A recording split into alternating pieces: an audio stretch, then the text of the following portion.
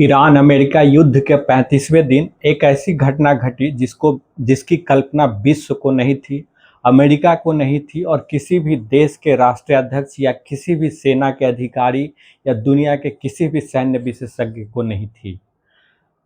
Donald Trump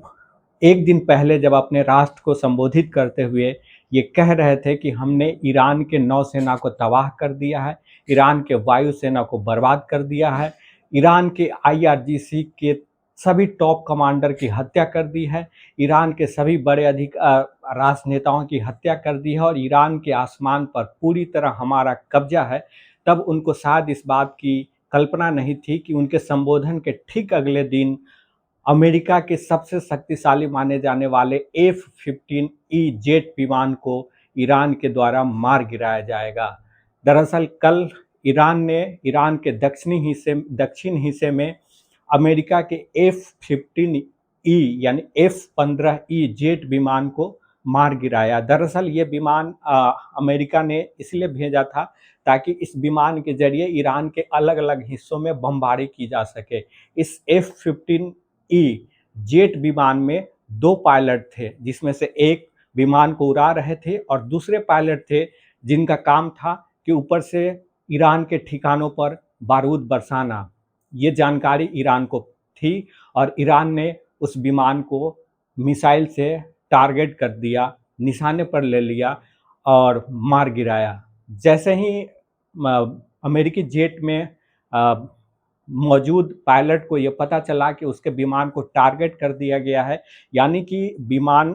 Iran की missile जब अमेरिकी विमान को टारगेट कर रहा है यानी उसको निशाने पर ले रहा है, उसके ठीक कुछ सेकंड पहले ऐसा सिस्टम था जिससे कि उसके मौजूद पायलट को पता चल गया और उसने क्या किया कि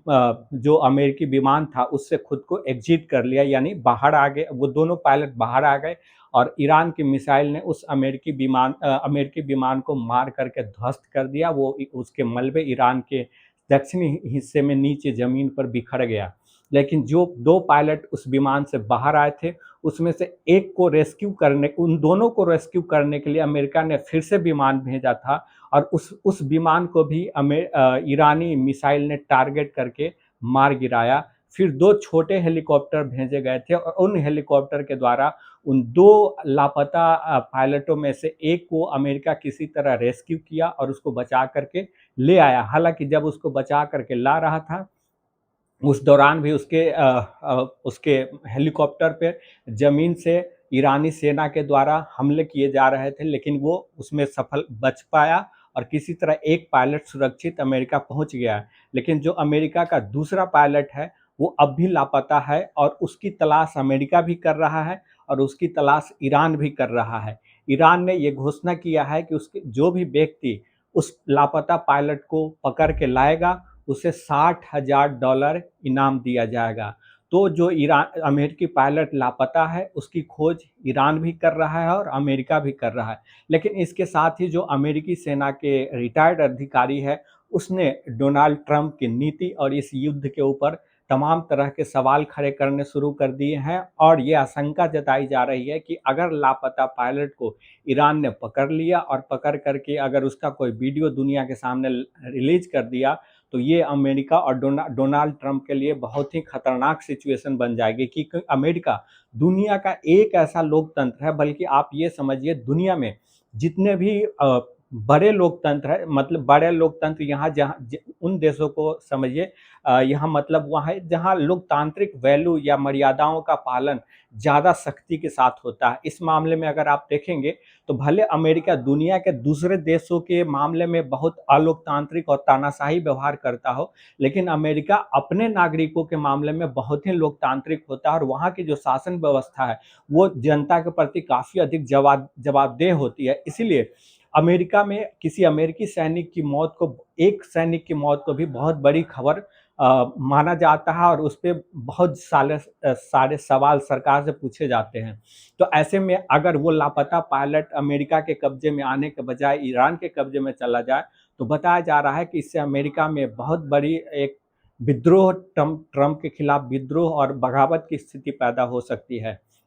और आप एक और स्थिति को याद कीजिए, वर्ष 2019 जब भारत ने पाकिस्तान के खिलाफ सर्जिकल स्ट्राइक किया था, तब उस समय भारत के एक विमान यानी मिग-29 नाम का जो भारत का विमान था, वो पाकिस्तान में गिर गया था और वहाँ उस विमान में सवार जो पायलट थे अभिनंदन वर्धन, उसको पाकिस्तान ने पकड़ लिया था। फिर बाद में उस पायलट को छोड़ा गया था, लेकिन तब वो उसे पकड़ लिया गया था और जब वो अभिनंदन वर्धन विमान से नीचे ज़मीन पर आए थे, तो वहाँ के स्थानीय लोगों ने उनको पकड़ लिया था और काफ़ी उनकी पिटाई भी की थी, लेकिन बाद में पुलिस के अधिकारी, पाकिस्तानी पुलिस के अधिकारी उनको ले गए और बाद में फिर वो भारत को रिहा किया गया था। तो ये एक खतरनाक स्थिति इसलिए दिखा रहा है क्योंकि जो अमेरिका या दुनिया के तमाम बड़े एक्सपर्ट, रक्षा विशेषज्ञ ये मानते थे कि अमेरिका और खुद डोनाल्ड ट्रंप भी ये कह रहे थे कि जो ईरान का जो आसमान है वो पूरी तरह मेरे कब्जे में है और ऐसे में अमेरिका के सबसे शक्तिशाली माने जाने वाले जेट विमानों में से एक F-15E को अगर